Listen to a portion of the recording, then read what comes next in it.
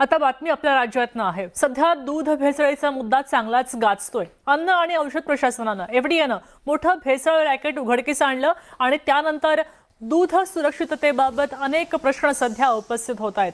मात्र शेतकऱ्यांकडून संकलित होणाऱ्या दुधामध्ये भेसळ झाली आहे की नाही हे दूध प्रक्रिया उद्योग कसं ओळखतात, दूध स्वीकारण्यापूर्वी कोणत्या तपासण्या केल्या जातात आणि दुधातली भेसळ कशी शोधली जाते हे अजूनही ग्राहकांना माहिती नाहीये। ही संपूर्ण प्रक्रिया जाणून घेण्यासाठी आम्ही शिरूर तालुक्यामध्ये अंधळगाव इथल्या ऊर्जा मिल्क आणि कुतवळ मिल्क फूड्सच्या अत्याधुनिक दूध तपासणी प्रयोगशाळेला भेट दिली आणि त्यावेळी उद्योगाचे प्रमुख तथा राज्य सरकारच्या दूध प्रक्रिया उद्योग सल्लागार समितीचे सदस्य आणि राज्य दूध प्रक्रिया उद्योजक कल्याणकारी संस्थेचे सचिव प्रकाश कुतवळ त्याचबरोबर प्रयोगशाळेमध्ये तज्ञांनी दूध तपासणीची संपूर्ण प्रक्रिया उलगडून सांगितली।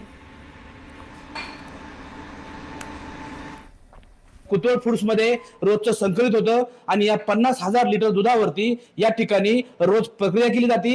ही प्रक्रिया केली जात असताना हे दूध जे संकलित होतं ह्या दुधाच्या विविध तपासण्या या प्लांट मध्ये केल्या जातात। ह्या तपासण्या नक्की कशा होतात याची माहिती आपण आता या कुतवळ फूडचे जे मालक आहेत प्रकाश कुतवळ यांच्याशी आपण यांच्याकडून माहिती घेणार आहोत। नमस्ते, काय सांगाल? खरं तर रोज तुमचा जो प्लांट आहे ह्या प्लांटमध्ये 50,000 लिटर दूध संकलित होतंय, याच्या तपासण्या कशा होतात? नमस्कार। सर्वसाधारण दूध जमा करण्याची जी पद्धत आहे, दूध कलेक्शन आपण म्हणू, तर आमचे तुम्ही सांगितल्याप्रमाणे श्रीगोंदा, काही पारनेर असतील, दौंड, शिरूर या तालुक्यामध्ये बल्क कूलर आहेत। ह्या बल्क कूलरवर शेतकरी दूध आणून देतात। या बल्क कूलरवर ज्यावेळेस शेतकरी दूध आणून देतात त्यावेळेस तिथल्या बल्क कूलरचा जो केमिस्ट आहे त्या सर्व जे काही इनिशियल स्टेजच्या चाचण्या आहेत त्या सर्व चाचण्या घेऊन तिथं दूध स्वीकृती होते। जर तिथेच बल्क कूलरवर दूध घेत असताना त्यांना काही डाऊट आला तर ते दूध रिजेक्ट केलं जातं। शेतकऱ्याला परत किंवा डिस्ट्रॉय असे दोन्ही पर्याय असतात, तर त्या पद्धतीने ते रिटर्न केलं जातं। जे दूध नियमामध्ये घ्यायला आहे त्यानुसार मग ते दूध त्या बल्क कूलरवर जमा होतं। बल्क कूलरवर जमा झालेलं दूध आमच्या इथला केमिस्ट टँकर असतो, एक टँकरमध्ये 3 कप्पे असतात। एका टँकरमध्ये 3 किंवा 4 बल्क कूलरचं 10,000 पर्यंत टँकरची कपॅसिटी आहे। त्यानुसार त्या बल्क कूलरचं दूध तिथून त्या टँकरमध्ये घेतलं जातं। टँकरच्या सोबत जो केमिस्ट असतो तो गेल्यानंतर परत एकदा त्या दुधाची तिथली चाचणी करतो, परत काही ठराविक जे असतील त्या टेस्ट घेतो आणि हे घ्यायला हरकत नाही याची खात्री करून ते दूध तो त्या टँकरमध्ये घेतो। केमिस्ट जो टँकर घेऊन आलेला आहे तो टँकर आमच्याकडे मेन प्लांटला येतो। ते सर्वसाधारण हे सर्व टँकर 2 वाजेच्या नंतर इथे जमा होतात। 2 वाजता ते टँकर आल्याच्या नंतर डॉकला आता मी तुम्हाला दाखवलं तिथे एक छोटी लॅब आहे। इनिशियल स्टेजला त्या ज्या केमिस्टने चेक करून आणलेलं दूध त्या क्वालिटीप्रमाणे, त्या वजनाप्रमाणे, त्या सर्व निकषाप्रमाणे आहे की नाही तिथं चेक केलं जातं। तिथून एक सॅम्पल काढला जातो आणि तो सॅम्पल काढल्याच्या नंतर वर जी ही मेन लॅब आहे याला सेंट्रल लॅब आम्ही म्हणतो, या लॅबमध्ये केमिकल, मायक्रोबायोलॉजिकल सर्व प्रकारच्या टेस्ट होतात दुधामधल्या संपूर्ण। या लॅबला तो सॅम्पल आल्याच्या नंतर मग त्याचं इन्व्हेस्टिगेशन होतं।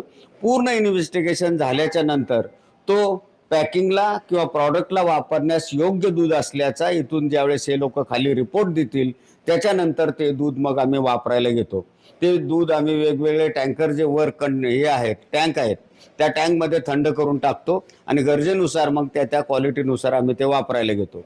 खरं डॉकमध्ये जी आपली एक पहिली प्रायमरी लॅब आहे त्या लॅबमध्ये जो तुमचा टँकर येतो त्या टँकरमधून आलेल्या दुधाच्या प्राथमिक चाचण्या कोणत्या कोणत्या होतात? प्राथमिक चाचण्या एक तर आमच्या केमिस्टनी किंवा तिथल्याने अडल्ट्रेशन केलेलं असतं। तिथं खरंच आम्ही रिकन्सलेशन करतो की त्याची फॅट 3.8 दिली आमच्या केमिस्टनी ती आहे की नाही, लॅक्टो बरोबर आहे की नाही। दुधाची टेस्ट घेतली जाते, माउथ टेस्ट प्रॉपर आहे की नाही। गाईचं दूध असेल तर त्यात म्हशीचं दूध भेसळ आहे का, म्हशीचं असेल तर गाईचं आहे का, किंबहुना असे काही प्रकार येतात। या प्रमुख 3 ते 4 टेस्ट आहेत की ते आतमध्ये घ्यायला कुठल्याही प्रकारचा प्रॉब्लेम नाही, त्या बेसिक टेस्टनुसार समजतं। तेवढ्या टेस्ट घेतात म्हणजे ते रिकन्सलेशन करतात। केमिस्टनी आणलेलं दूध त्याच्या नियमाप्रमाणे, त्याच्या रेकॉर्डप्रमाणे बरोबर आहे की नाही एवढ्या खात्री होण्यासाठी 3-4 प्रमुख टेस्ट आहे। बाकी सर्व डिटेल टेस्ट या लॅबला होतात। खरं तर प्राथमिक तपासण्या केल्यानंतर जे दुधाच्या मेन टेस्ट आहेत त्या यांची सेंट्रल लॅब आहे ह्या सेंट्रल लॅबमध्ये केल्या जातात आणि ह्या सेंट्रल लॅबचे जे इन्चार्ज आहेत ते आता आपल्या सोबत आहेत। खरं तर जे दूध खाली टेस्ट होतं ते दूध इथं आल्यानंतर इथं आपण काय काय तपासण्या करता? बेसिकली काय होतं की बाहेरून जेव्हा टँकर येतो आमचा BMC लेवलवरून त्यावेळेस OLT ऑर्गनोलेप्टिक टेस्ट खालचे डॉक्टर लॅबवर चेक केलं जाते. त्यानंतर आपण जे जे जे फॅट SNF तिथंच कन्फर्म करतो. त्यानंतर आपण तो सॅम्पलवर ते सेंटर लॅबला आणतो.